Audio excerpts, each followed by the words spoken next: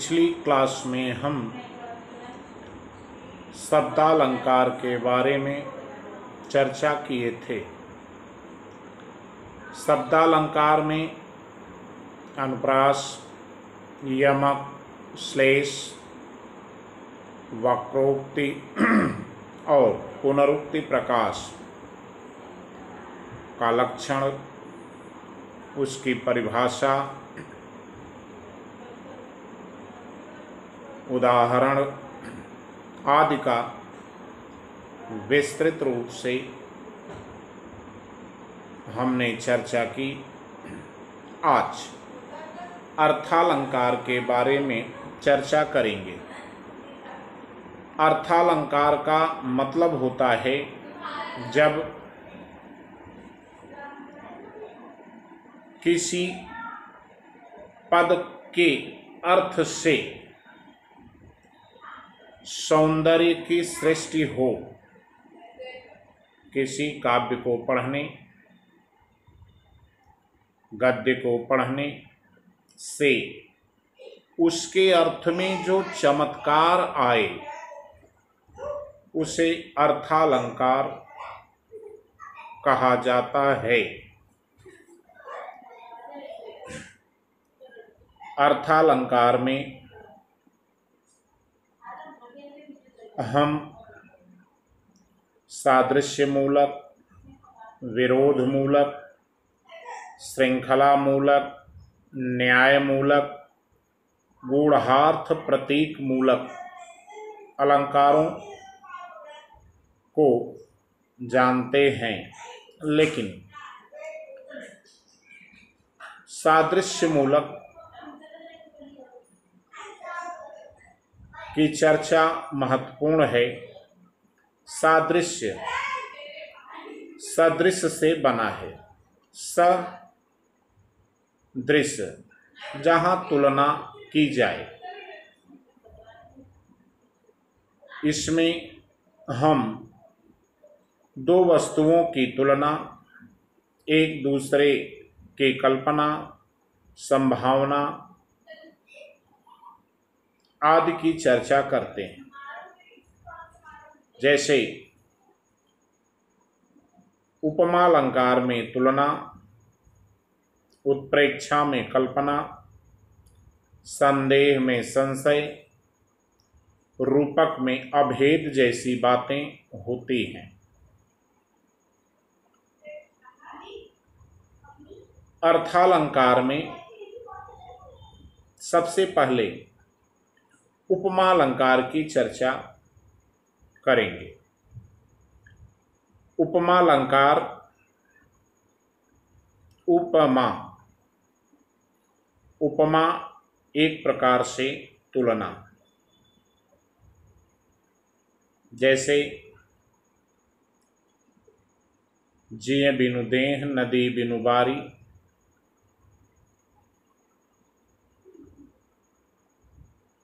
जैसे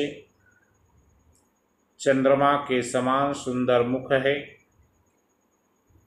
मेरा लड़का तेंदुलकर की तरह खेलता है, आपका बच्चा तो विराट कोहली की तरह है, मेरे पापा राजकुमार जैसे दिख रहे हैं, मेरे भैया अमिताभ बच्चन की तरह लगते हैं। तो जब हम बेटा, मेरा बेटा, आपका बेटा, पिताजी, भैया की तुलना करते हैं तो एक प्रकार से यह उपमा होता है। आप तो पूरे अमिताभ बच्चन दिख रहे हैं, तो आप दिख रहे हैं कैसे? अमिताभ बच्चन जैसे। तो यहाँ आपकी उपमा किससे की जा रही है? अमिताभ बच्चन से। तो तुलना सदैव बड़े से की जाती है, छोटे से नहीं।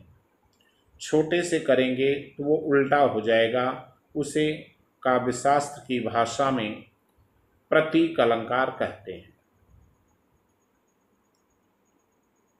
तो अब हम उपमा अलंकार की चर्चा करेंगे। उपमा अलंकार में हम लोग परिभाषा में पढ़ते हैं कि समान गुण धर्म के आधार पर एक वस्तु की तुलना दूसरे वस्तु से की जाए। समान गुण धर्म के आधार पर, ऐसा नहीं है कि गाय की तुलना भैंस से करें, व्यक्ति की तुलना व्यक्ति से, मानव की तुलना मानव से। कभी कभी आप देखते हैं कि शादी विवाह के अवसर पर वर और कन्या के लिए उपस्थित लोग कहते हैं, भैया इनकी जोड़ी सीताराम जैसी है, यानी वहाँ कन्या सीता हो गई और वर राम हो गए। आपकी यह जोड़ी निरंतर गंगा यमुना के जल की तरह प्रवाहमान रहे, यानी सदैव बनी रहे, जैसे ये जल कभी रुकता नहीं है, उसी प्रकार से तुलना की जाती है। तो एक प्रकार से सीताराम हो या गंगा यमुना हो, सब श्रेष्ठ होते हैं, इसलिए हम उनसे तुलना करते हैं। तो समान गुण धर्म के आधार पर जब एक वस्तु की तुलना दूसरी वस्तु से की जाती है, तब वहाँ उपमा अलंकार होता है। उपमा अलंकार के 4 अंग होते हैं और 2 भेद। अंग का मतलब होता है जैसे शरीर के अंग हैं, हाथ पैर, लेकिन भेद में शरीर कैसा है, पुरुष या नारी का। तो वैसे ही उपमा अलंकार के 2 भेद हैं, एक पूर्णोपमा, दूसरा लुप्तोपमा। लेकिन जब अंग की चर्चा होती है, भेद और अंग में अंतर है। अंग जैसे शरीर का अंग है हाथ पैर, वैसे उपमा अलंकार में उपमेय, उपमान, साधारण धर्म और वाचक, ये 4 अंग होते हैं। उपमेय का मतलब है कि जिसकी तुलना की योजना की जाए। यहाँ एक शब्द आया जिसकी। अगर व्यक्ति की तुलना करना चाहते हैं तो व्यक्ति क्या हुआ, उपमेय। राधा मेरे घर की लक्ष्मी है, तो राधा क्या है, उपमेय। तुलना किससे कर रहे हैं, लक्ष्मी से, तो लक्ष्मी उपमान हो जाएंगी। तेंदुलकर क्रिकेट के भगवान हैं, तो तेंदुलकर क्या हो गए, उपमेय। क्रिकेट के भगवान हैं, तो भगवान क्या हैं, उपमान।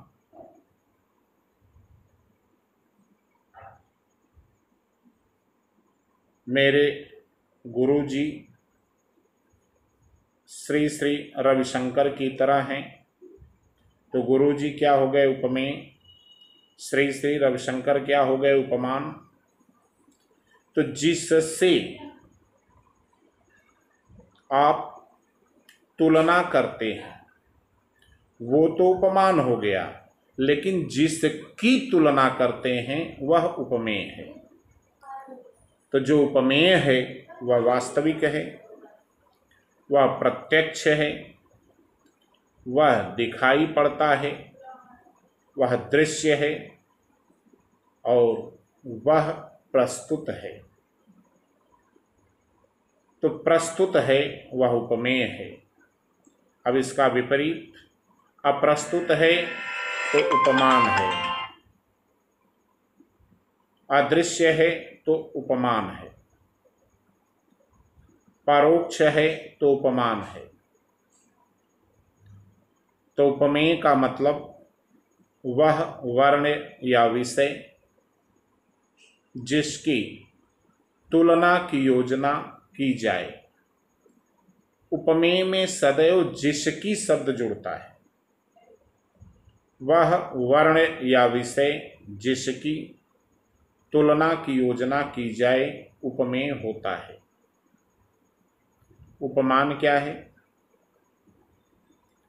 वह वर्ण या विषय जिससे, उपमेय में जिसकी शब्द आया और उपमान में जिससे, उपमान सदैव बड़ा होता है, तो जिससे तुलना की योजना की जाए उसे उपमान कहते हैं। चंद्रमा के समान सुंदर मुख है, तो मुख क्या है? उपमेय, और चंद्रमा क्या है? उपमान। राधा मेरे घर की लक्ष्मी है, तो राधा क्या है? उपमेय, और लक्ष्मी क्या है? उपमान। दारा सिंह आज के हनुमान हैं, तो दारा सिंह क्या है? उपमेय, हनुमान क्या है? उपमान। आप अमिताभ बच्चन की तरह लंबे हैं, तो आप क्या हो गए? उपमेय, और अमिताभ बच्चन क्या हो गए? उपमान। तो जिस वस्तु की तुलना की योजना की जाए उसे उपमेय, और जिससे तुलना की योजना की जाए उसे उपमान। अब दो अंग और हैं, साधारण धर्म और वाचक। साधारण धर्म का मतलब होता है कि उपमेय और उपमान में पाया जाने वाला वह गुण या धर्म जिसके आधार पर हम तुलना करते हैं। जैसे चंद्रमा के समान सुंदर मुख है, आप मुख की तुलना यमराज की तरह नहीं कर दिए, चंद्रमा की तरह की। पत्थर की तरह नहीं किए, चंद्रमा की तरह किए। क्यों? क्योंकि चंद्रमा सुंदर है और मुख भी सुंदर है। दोनों में कॉमन चीज क्या है? सुंदरता। दोनों का गुण क्या है? सुंदर होना। दारा सिंह आज के हनुमान हैं, तो दारा सिंह में भी वही ताकत है जो हनुमान में है। मेरा कुत्ता शेर की तरह दहाड़ता है, शेर के समान दहाड़ता है, तो कुत्ता उपमेय, शेर उपमान। दहाड़ना शेर का धर्म है, कुत्ते का धर्म भौंकना है, लेकिन हमने यहाँ दहाड़ना शब्द का प्रयोग किया, तो दोनों का गुण है दहाड़ना, इसलिए दहाड़ना क्या हुआ? साधारण धर्म। तो साधारण धर्म का मतलब हुआ कि उपमेय उपमान में पाया जाने वाला वह गुण जिसके आधार पर हम दोनों में तुलना करते हैं, साधारण धर्म कहलाता है।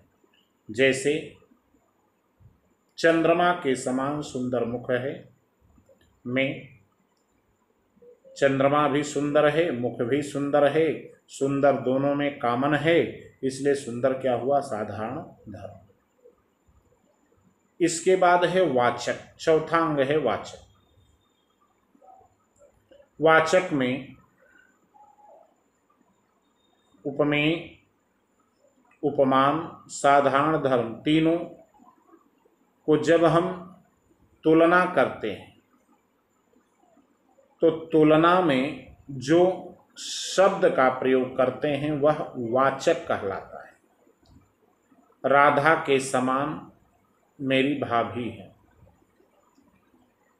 तो राधा के समान, समान शब्द आया यहाँ वाचक। चंद्रमा के समान सुंदर मुख है, तो समान शब्द यहाँ क्या है? वाचक। मुखड़ा चांद सा, तो चांद सा, सा क्या है? वाचक। चंदन सा बदन, वदन कैसा है? चंदन जैसा। चंदन सा बदन, तो सा वाचक है, चंदन उपमान है और वदन उपमेय है। खंभे जैसी खड़ी है, गीत पढ़ते हैं ना, सुनते हैं, खंभे जैसी खड़ी है, खड़ी है, जैसी, सी क्या हो गया, वाचक। तो उपमेय उपमान में समान गुणधर्म के आधार पर तुलना करते समय जिस शब्द का प्रयोग करते हैं वह वाचक कहलाता है। जैसे चंद्रमा के समान सुंदर मुख है, तो यहां समान वाचक शब्द हुआ। तो उपमा अलंकार में सा, सी, से, सरिस, समान ये वाचक कहलाए। अब जरा हम उदाहरण में इनको देखें। उदाहरण में जैसे आप कहते हैं, हाय फूल सी कोमल बच्ची, हुई राख की थी ढेरी। हाय फूल सी कोमल बच्ची, बच्ची उपमेय, कोमल बच्ची भी है और फूल भी है, दोनों में साधारण धर्म है। तो यहाँ कोमल क्या हुआ, साधारण धर्म। फूल सी, सी क्या है, वाचक। प्रायः देखने में आता है कि सा सी से सरिस के पहले सदैव उपमान होता है और उसके बाद उपमेय होता है। लेकिन जब उपमा अलंकार की चर्चा होती है तो उपमा अलंकार के दो भेद कहे जाते हैं, एक पूर्णोपमा, दूसरा लुप्तोपमा। पूर्णोपमा का मतलब होता है जहां चारों अंग हों, उपमेय, उपमान, साधारण धर्म, वाचक, ये चारों हों, वहां पूर्णोपमा। और इन चार में से एक या दो गायब है तो लुप्तोपमा। लुप्तोपमा में कभी साधारण धर्म गायब होता है, कभी वाचक गायब होता है, कभी दोनों गायब होते हैं, कभी उपमेय या उपमान में कोई एक गायब होता है। पहले हम पूर्णोपमा की चर्चा करें जहां चारों अंग हैं। हमने कहा वह इष्ट देव के मंदिर की पूजा सी, वह इष्ट देव के मंदिर की पूजा सी, सी के पहले इष्ट देव के मंदिर की पूजा, ये पूरा हो गया उपमान। वह उपमेय शांत भाव में लीन, वह शांत भाव में लीन है और मंदिर में भी इसी प्रकार के भाव होते हैं, इसलिए ये साधारण धर्म है। जुगनुओं से उड़ मेरे प्राण, मेरे प्राण जुगनुओं के समान उड़ गए। जुगनुओं से उड़ मेरे प्राण, यहां प्राण क्या है, उपमेय, जुगनू क्या है, उपमान, दोनों उड़े हैं, इसलिए साधारण धर्म से वाचक। चारों है पूर्णोपमा। पीपर पात सरिस मन डोला, मन उपमेय, सरिस वाचक। पीपर पात, पीपल का पत्ता उपमान, डोला साधारण धर्म। पीपर पात सरिस मन डोला, मन पीपल के पत्ते के समान डोलने लगा। सरिस ये वाचक शब्द है। तो ये पूर्णोपमा हो गए, क्योंकि चारों यहाँ उपमेय, उपमान, साधारण धर्म, वाचक चारों है। लुप्तोपमा का मतलब होता है चारों में से एक या दो अनुपस्थित रहें। जैसे कल्पलतासी अतिशय कोमल। कल्पलता सी, सी वाचक के पहले वाला उपमान होता है। कल्पलता मिल गया उपमान। सी वाचक। अतिशय कोमल, अत्यधिक कोमल। कल्पलता का गुण है कोमल, उपमेय का भी गुण है कोमल, लेकिन उपमेय गायब है। अगर उपमेय लाना है तो वह लिख दीजिए। तो कल्पलतासी अतिशय कोमल वह, लेकिन यहाँ वह गायब है। इसके बाद आता है दूसरा उदाहरण। कलावती हैं कला निधान। कलावती ऐसे हैं जैसे कला निधान। कला निधान यानी चंद्रमा, लेकिन यहाँ सा सी से कोई नहीं है वाचक और साधारण धर्म भी नहीं है, तो यहाँ क्या हो गया? लुप्तोपमा। धरती जैसे गगन के नेहा। गगन के नेहा कैसे? धरती जैसे,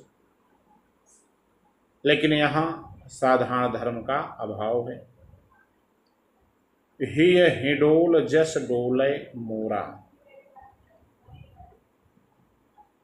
मेरा हृदय झूले की तरह डोलता है।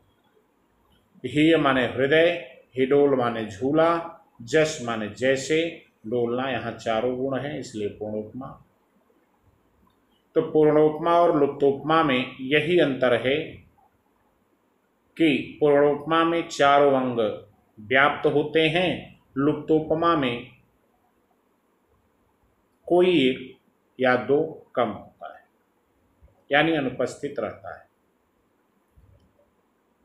तो ये हो गया उपमा अलंकार। इसके चार अंग हैं, अवयव हैं और दो भेद हैं, पूर्णोपमा और लुप्तोपमा।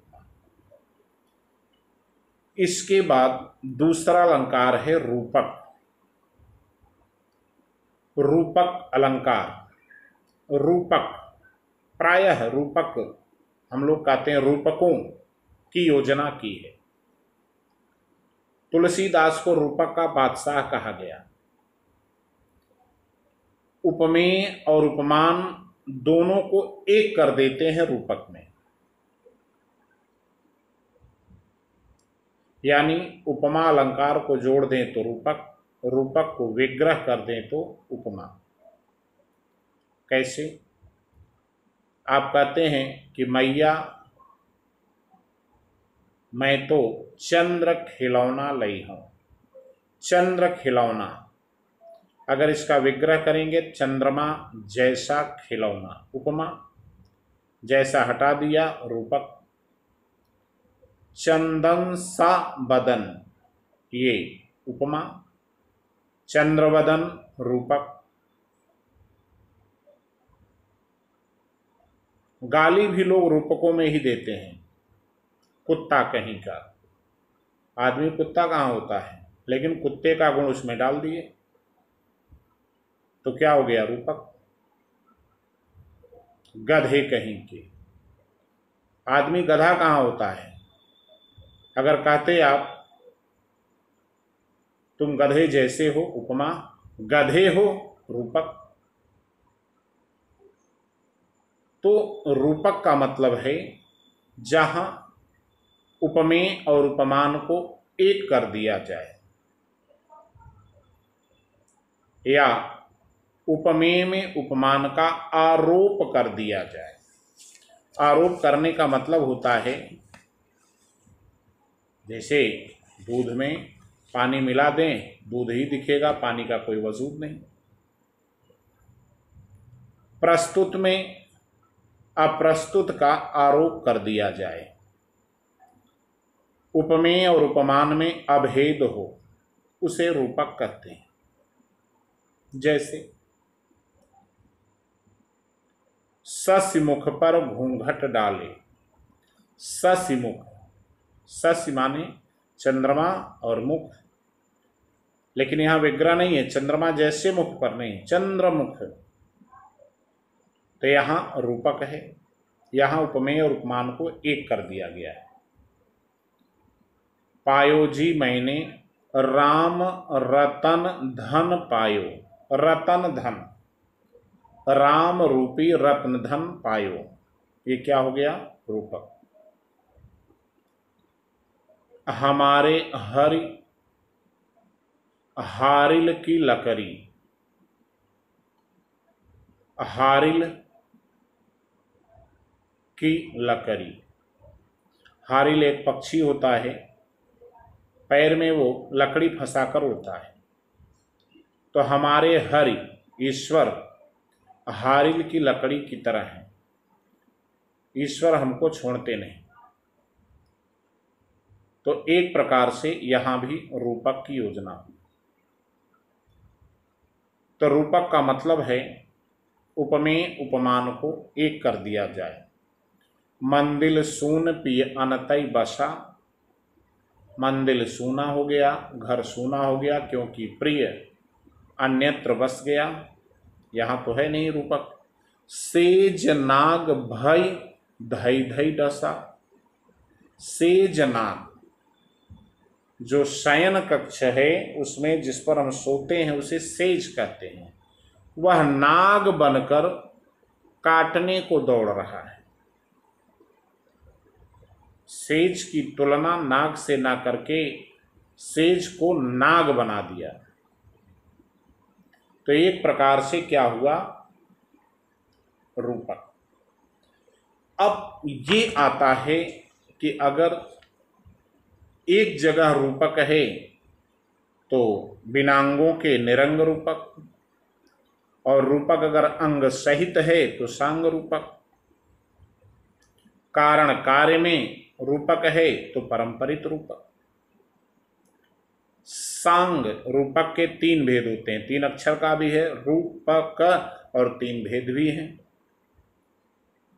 पहला है सांग रूपक, स अंग, अंग सहित, जैसे नाक की तुलना नाक से, मुख की तुलना मुख से, हाथ की तुलना हाथ से, पैर की तुलना पैर से, तो इसे कहते हैं सांग रूपक।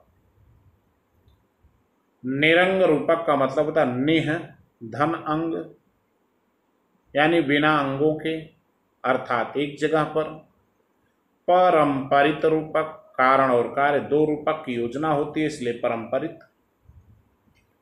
सांग रूपक, स अंग, अंग सहित, जैसे उदित उदयगिरि मंच पर रघुवर बाल पतंग, रघुवर यानी राम, बाल पतंग प्रातःकालीन सूर्य,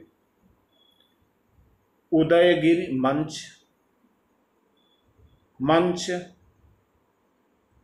राम का जो सिंहासन है वह उदयगिरि की तरह है और राम सूर्य की तरह है।